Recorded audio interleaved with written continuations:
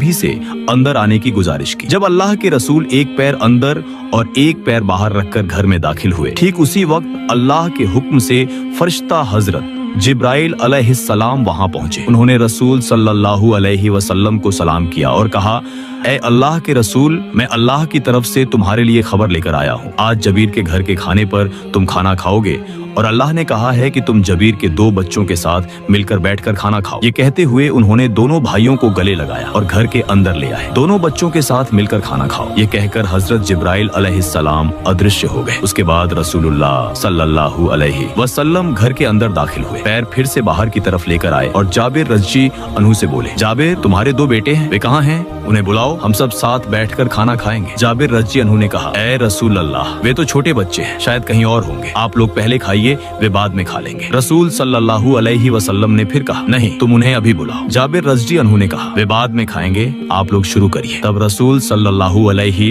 वसल्लम ने थोड़ा सख्ती से कहा, उन्होंने कहा, जाबिर, तुम समझ नहीं पा रहे हो, तुम्हारे बच्चों के साथ मिलकर खाना खाना मेरी इच्छा नहीं है, ये तो अल्लाह की मर्जी है, तुम ज्यादा देर मत करो, जल्दी से बच्चों को लेकर मेरे पास आओ। तब हजरत जाबिर रज़ियल्लाहु ताला अन्हु थोड़ा चुप हो गए। तभी रसूलुल्लाह सल्लल्लाहु अलैहि वसल्लम के कानों में घर के अंदर से कोई धीरे धीरे रो रहा था। तब रसूलुल्लाह सल्लल्लाहु अलैहि वसल्लम ने कहा, हे जाबिर, घर के अंदर कौन रो रहा है? जाबिर रज़ियल्लाहु ताला अन्हु ने कहा, हुजूर, मेरे साथ आइए, आपको आपके सारे सवालों के जवाब मिल जाएंगे। इतना कहकर रसूलुल्लाह सल्लल्लाहु अलैहि वसल्लम जाबिर रज़ियल्लाहु ताला अन्हु को साथ लेकर रसोई के पीछे चले गए। कंबल से ढके हुए दोनों शरीर दिखाते हुए बोले, ये मेरा माणिक है, ये मेरा दिल का टुकड़ा है, ये यहीं पड़े हैं, वे हमसे चले गए, अब जिंदा नहीं है। ये सुनकर रसूलुल्लाह सल्लल्लाहु अलैहि वसल्लम सन्न रह गए, कुछ देर चुप रहे। फिर जाबिर रज़ियल्लाहु ताला अन्हु से कहा, अरे जाबिर, तुम इतने निर्दयी पिता हो, मुझे पहले पता नहीं था, तुम्हारे कलिए के टुकड़े तुम्हारे छोड़कर चला गया, फिर भी मुझे खिलाने के लिए पागल हो गया, मुझे समझने भी नहीं देता, तुम्हारे दिलों में दुख के पहाड़ है, तुम मुझे इतना प्यार करते हो। तब रसूल सल्लल्लाहु अलैहि वसल्लम मिट्टी पर बैठ गए और दोनों बेटों के सीने पर दोनों हाथ रखकर बोले, हे जाबिर के बेटों, मैं अल्लाह का रसूल हूँ,